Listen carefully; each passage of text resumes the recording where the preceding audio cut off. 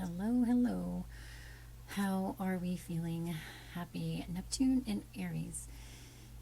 Today, right now, it is a sun night and a Jupiter hour, so technically the morning of the 26th, Monday, and we have a huge shift happening, which is Neptune, the ruler of Pisces, modern ruler of Pisces, who has been in Pisces since 2011, moving into Aries and staying in Aries for the next 14 years. And this happens at 9:38 a.m. Pacific Standard Time. And so right now it is at 29 degrees and 59 arc minutes. And this is the extreme degree, also known as the anaretic degree.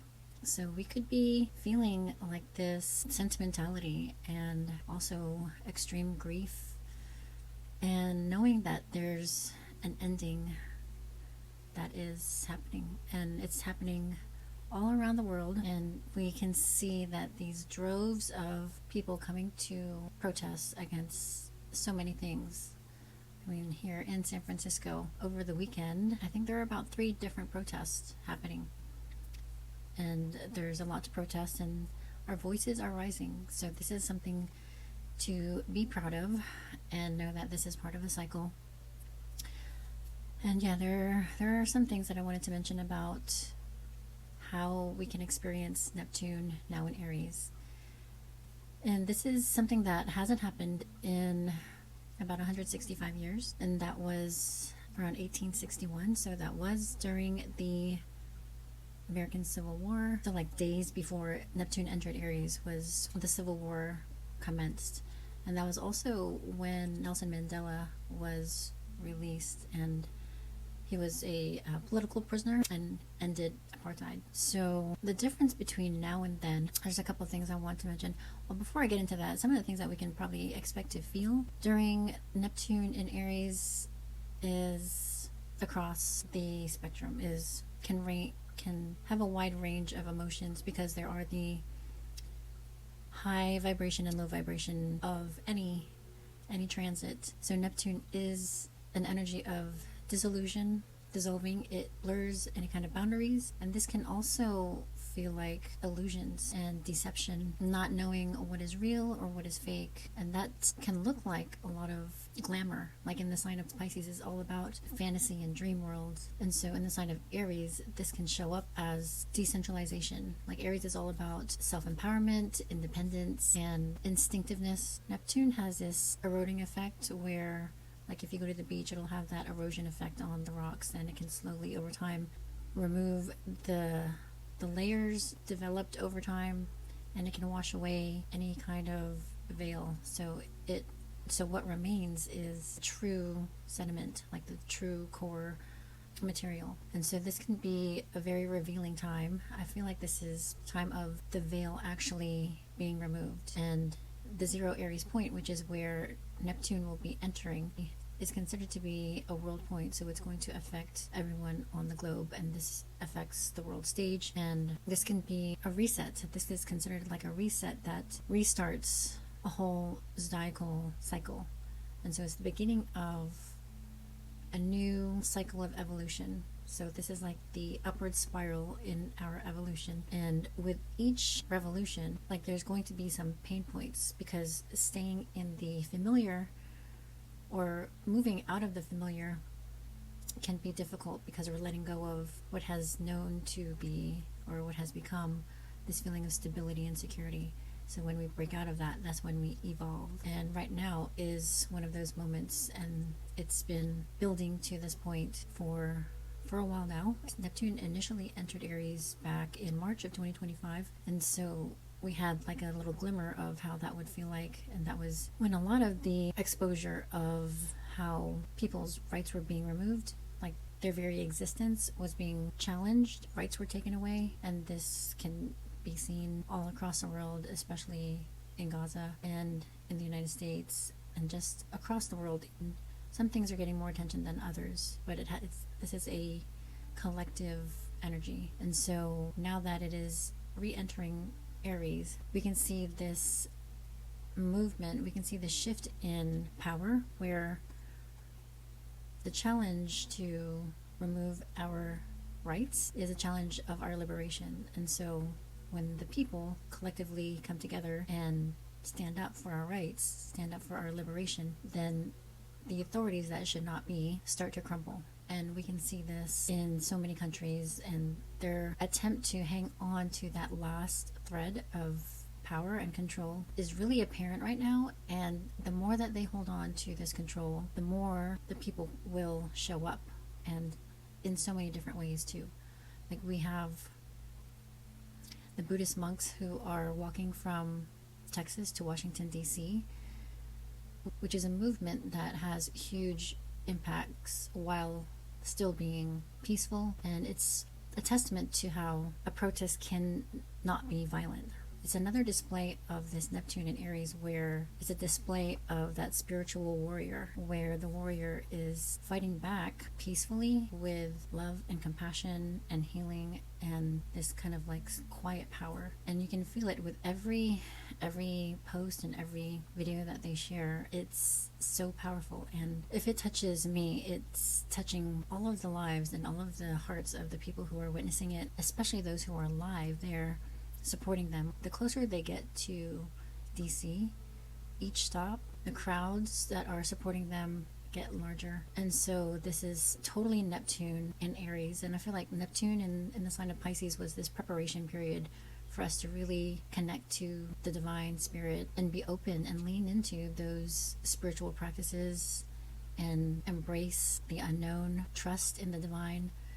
And now that Neptune is moving, crossing that threshold into Aries, now this is like kind of that debut moment where all of us can come forward and really apply those practices, apply those non-violent, peaceful practices that will reverse the reverse and right what has been wronged. And the Buddhist monks are an amazing, incredible example of this energy. While all these things are happening all over the world, in Minnesota, in Gaza, everywhere, Venezuela, I mean, the energy is what speaks for itself. And so there's going to be this there's going to be this feeling of destabilization. All of this energy work is happening in the background, because this is shifting from what we have been in for generations, which has been a loss of control, where there's been a small percentage of people in control telling us what to do, telling us how to feel, how to buy our food, how to feed ourselves, like pretty much everything, and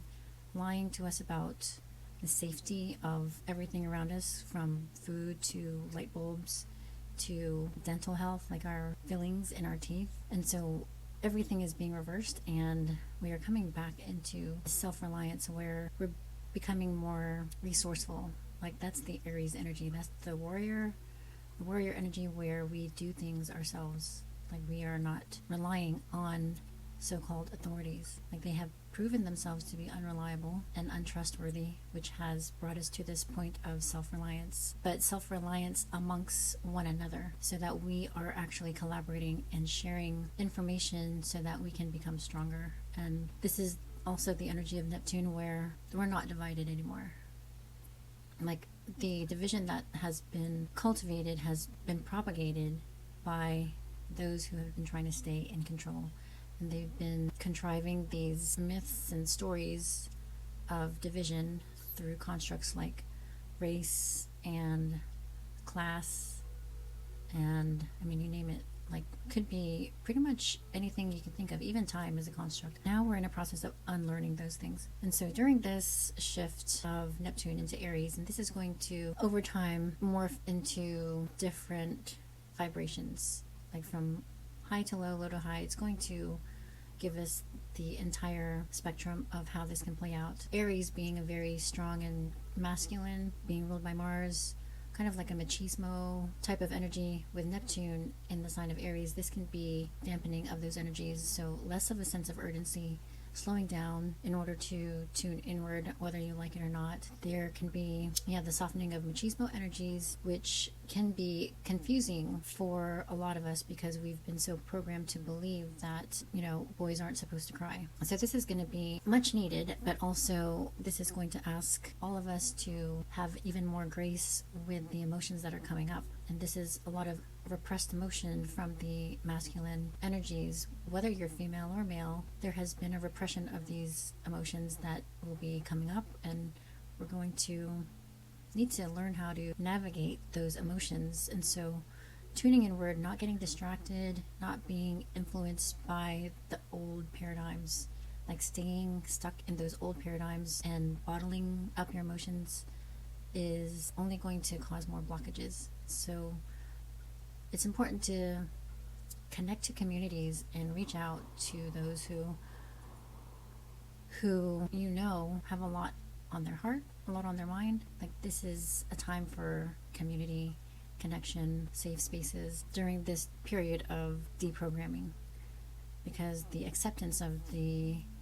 softening can vary. And what's going to help with this is not numbing out, so not resorting to drugs or alcohol to avoid the problem, because that's, we've come far enough to realize that numbing out and masking these emotions with foreign substances does not help and actually only makes things worse. So that's something to anticipate and be aware of, and like, if you can get ahead of the game by cutting those things out and being open to these conversations, difficult conversations, and having grace, then we can navigate this with a lot more tenderness, which is also something Neptune is inviting us to do. And also at the same time, Neptune and Aries can lend to a decentralization of power, so reclaiming our sovereignty, which means removing power from those powers that shouldn't be.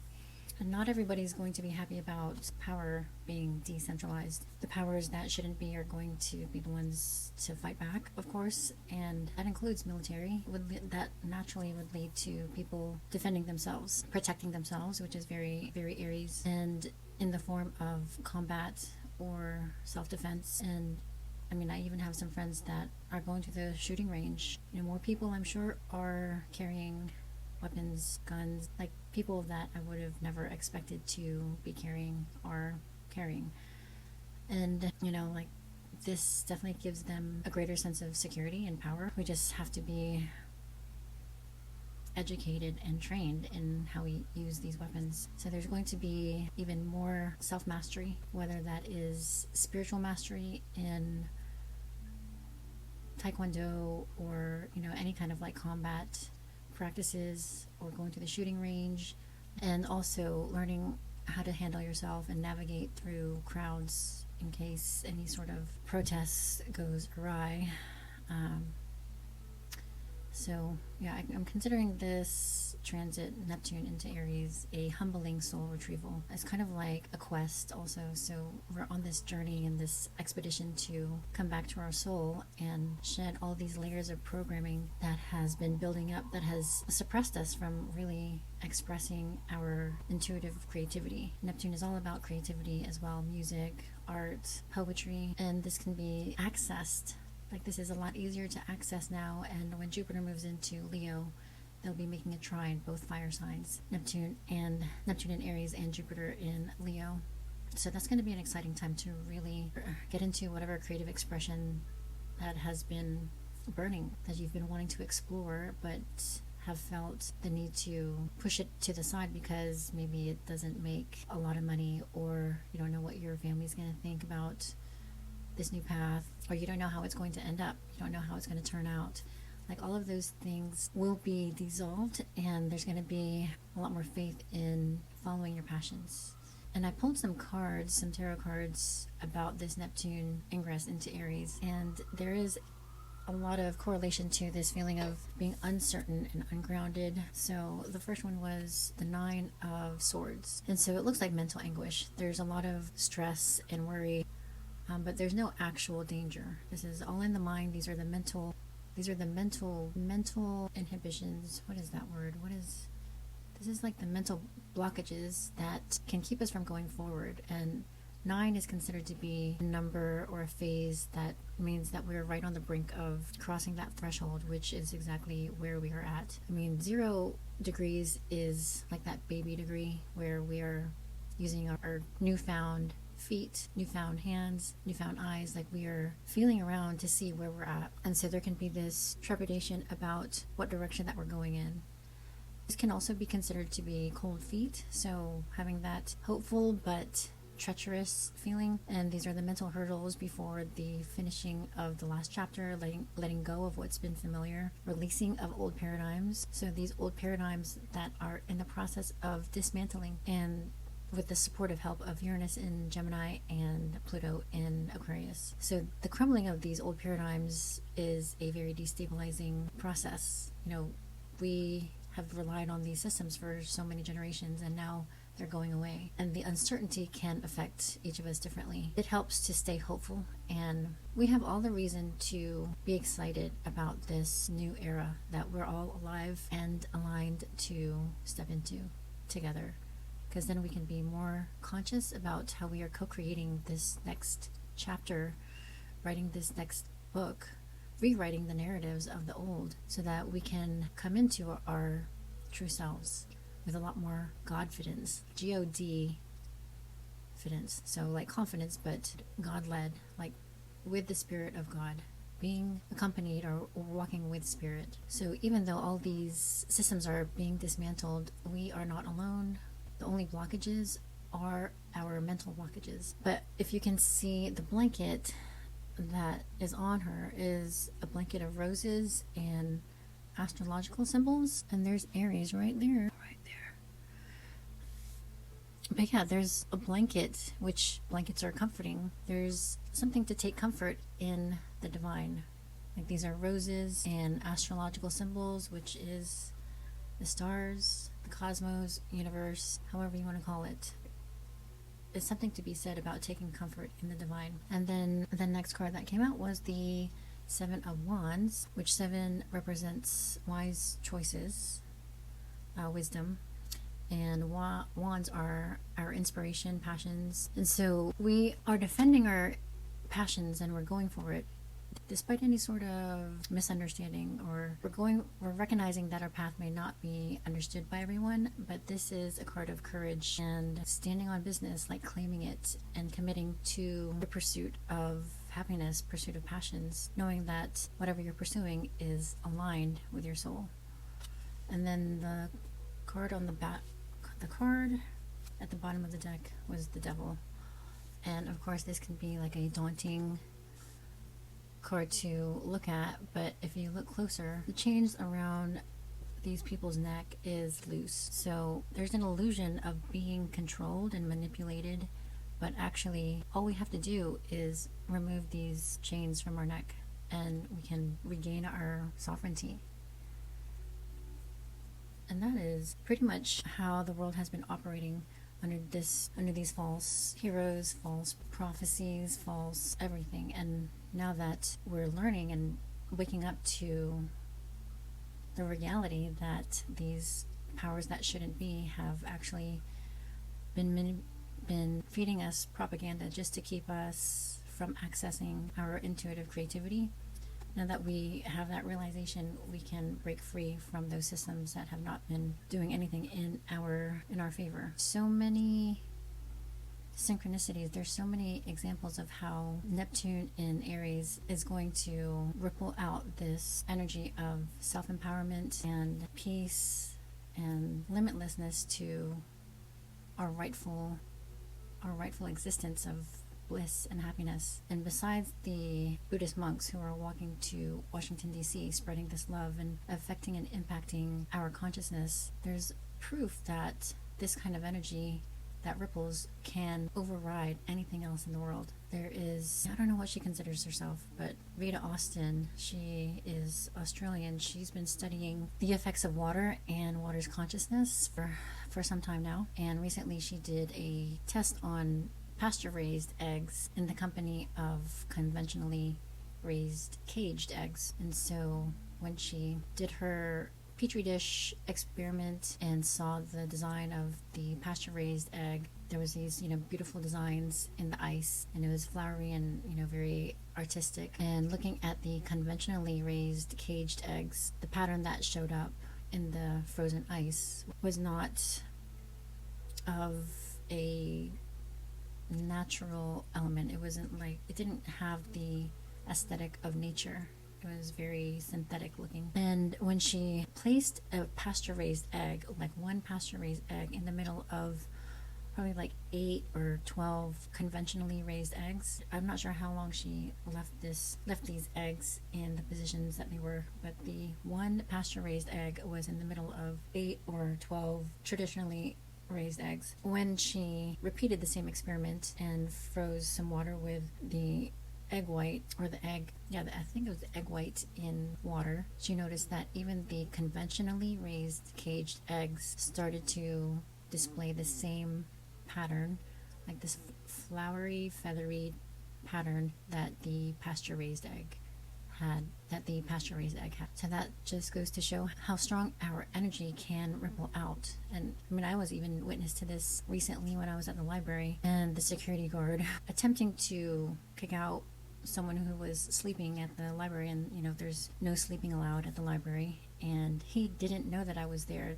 And I sit in the same spot every day, but he hadn't come by this area yet, and he was trying to wake up this person, but was doing it in a very harsh, kind of very unsympathetic fashion. And he passed by me. I guess he realized, he did see that I was there. And I mean, we didn't exchange any words, or didn't even, there was no acknowledgement. But when he came back around and attempted to kick out that person again, he was a lot more compassionate, and it was interesting the words that he chose. He was a lot softer with his tone, and even invited him back. It's like, please come back tomorrow, and encouraging him that he's still welcome to come back to the library the next day, which was an interesting change of tone from just 5-10 minutes prior, before he saw that I was there. And yeah, all of this to say that Neptune and Aries, like, this is like the Neptune and Pisces era since 2011 was, I feel like, our practice, our development of our spiritual skills to be able to bring it to this moment in Neptune and Aries, like our debut moment. And Pisces is also connected to the 12th house, which is behind the scenes and doing things, solo, or something that's like not necessarily like on stage. And so now that Neptune is moving into Aries, this is something that we can witness and see out in the real world. Like, we can even witness miracles in the sky, or some sort of magical Neptunian mystical embodiment of this kind of energy. So that's something to not be surprised about. Like, that can definitely show up. And let's see. And at the time of the ingress at 9:38 in the morning Pacific Standard Time, the moon will be in Taurus, which the moon is exalted in Taurus. Like, it loves to be in Taurus. It's able to really feel into the comforts of how you feel, things you're smelling, what you're tasting, and really connecting to those tangible and intangible. And as the Taurus moon moves through Taurus for the next day or so, she will be squaring all of the Aquarius placements, and that includes Venus, Mercury, the Sun, Pluto, and Mars and Pluto coming into an exact conjunction at 3 degrees, but as we can see in the world stage, it's been building to this moment.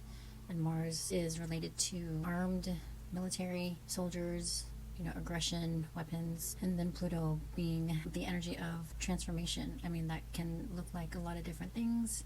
Pluto is connected to death and rebirth, and so this can be this regenerative kind of feeling where something new is coming from the ending of something else. And so that's kind of a perspective that we want to keep in mind as things are ending, as we're experiencing these unfortunate deaths. And so Taurus likes to keep things stable and feeling good. It's very appropriate that during this Neptune into Aries ingress that the moon is in Taurus, squaring all these Aquarius placements, because it is that feeling of discomfort that our foundations are being dismantled, or there's like that destabilizing effect, and the systems that have been operating are dismantling. And though that can feel destabilizing and we can have a strong feeling of uncertainty, these are also at the same time meant to rebuild, reconstruct these systems in a much more sustainable way. And with Pluto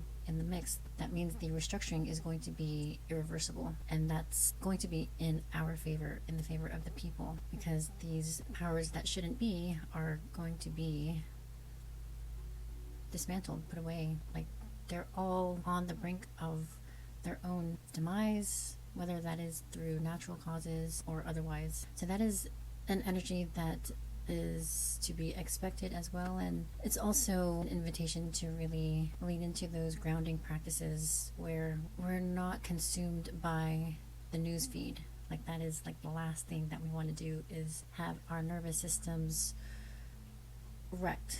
You know, there's enough energetic fluctuation with the solar flares and all of the Earth's fluctuations, and so we want to, like, if we have the opportunity to take a rest, then definitely. Or even if you have to put your foot down, like, your health is top priority. I know that can be easier said than done, but I think it will earn a lot more respect, because we're all in this together. Like, if you need a rest, that means certainly the person that you work with also does too, and it can be a blessing in disguise. Everybody needs to give one another grace during these destabilizing times. And when Uranus moves into Gemini at the end of April, it will create this beautiful harmonious flow with Pluto in Aquarius, which will be very solution oriented. This can be like quantum solution finding for those systemic problems that we have been subject to for generations, and massive ancestral karmic healing can be taking place. Neptune has the ability to heal as well, because of that spiritual connection to the divine. So another thing I wanted to mention was the Neptune ingress during 1861. That was during the onset of the Civil War, and what was going on at that time in the chart during the ingress. So that was, what was it, April 13th, 1861 at 3:21 p.m. Mercury was in Pisces at the time. The moon was in Gemini, so they were squaring one another, or they were in square signs. So the moon in Gemini was at 2 degrees and Mercury in Pisces was at 26 degrees, and Mercury is in detriment in Pisces. Venus was also in Aries, which is also a detriment placement, so it doesn't do well in Aries. And the nodes, the north node was in Capricorn and the south node was in Cancer. And Saturn, which is the ruler of Capricorn, was in Virgo retrograde, and it was in a square to Gemini. So the ruler of the north node and the ruler of the south node were in square. They were in a point of tension. And so the ingress charts of any planet is kind of like the birth chart of that planet. It kind of helps to determine how that planet is going to contribute to the unfolding of the events during the time that that planet is in that sign. So during Neptune and Aries in 1861, there was going to be a lot of discord between the events that were taking place and the sentiments of the people, which is the moon. And then Mercury and Venus being in fall, that also affects relationships, communication, having us fight for ourselves, like really being aggressive, where Venus doesn't like to be aggressive. It likes to receive and have harmonious relationships. Yeah, Venus in Aries was trine Jupiter in Leo, so that just added to that, especially with the North Node of Capricorn, that added to the entitlement. Is almost like this privilege of colonization, which is basically what the Civil War was doing. It was like removing the rights and any kind of decency from the slaves. It's just like with the slaves and also the Native Americans. So that point of tension was throughout that 14-year period when Neptune ingressed into Aries the last time. And this time, the initial ingress was in 2025, and I believe it was March 30th, 2025 at 7:58 a.m. These are set for Washington, D.C. And the North Node was in Pisces, which it still is, and the South Node in Virgo. And Jupiter, being the ruler of Pisces, was in Gemini. Jupiter is in fall in Gemini, but it was also quintile to Mercury, the ruler of the South Node. And quintiles are energies of the fifth harmonic. And that kind of energy is connected to personal power, creative genius, power of persuasion, sovereign alignment, practice, perfection. And so that is the ingress of Neptune into Aries this time around. Mercury was also conjunct Neptune. So Mercury was in Pisces and Neptune had just entered Aries, so they're still within a degree of one another. Oh, and Mars was in, so the ruler of Mars was in Cancer, which Mars doesn't typically like to be in Cancer. It's not exactly in detriment, but it was in a trine to Mercury in Pisces. So Mercury being the ruler of the South Node. And so yeah, Jupiter and Mercury in a quintile, fifth harmonic, is amazing energy to lean into the creative talents, the intuitive creativity that we were born with, that we're like these gifts of creativity that is waiting to be expressed. So something to lean into and notice about yourself, to see if you give yourself that time and space to just play and, you know, enter this era with childlike eyes. You know, Aries is the first sign of the zodiac, and this is all about experimentation, expecting the unexpected, and being that fool card where, why not? Like, we're all in the same boat where we're doing things differently. We're not going back to what was happening these past hundreds, thousands of years. Like, we're doing things completely new, and so why not have fun with it? This is all about the journey. It's like more about the journey than the destination. Like, the end goal was more the focus back in those days. Now we're enjoying the ride, like Bill Hicks says. So I think that's all I wanted to say. We have the supporting energies of Uranus and Gemini and Pluto in Aquarius, which favor the dismantling of these greedy, old, entitled systems. And now we're being reshuffled into our proper placements where natural law can be followed. Neptune in Pisces has been a choreography of quiet but powerful energies conspiring in our favor for our Aries moment of true sovereignty. And humans are of this abundant, beautiful earth and have the God-given right to exist without having to struggle for it. So when Saturn and Neptune meet to the arc minute at 0 degrees 44 minutes, which has never happened in our lifetimes, not since 6,000 years ago, we can embrace the energy of this being the revolution of revolutions. We're in the depths of it, and it is an exciting time to be aligned. So yeah, I think that was all I wanted to mention. So hopefully that was helpful.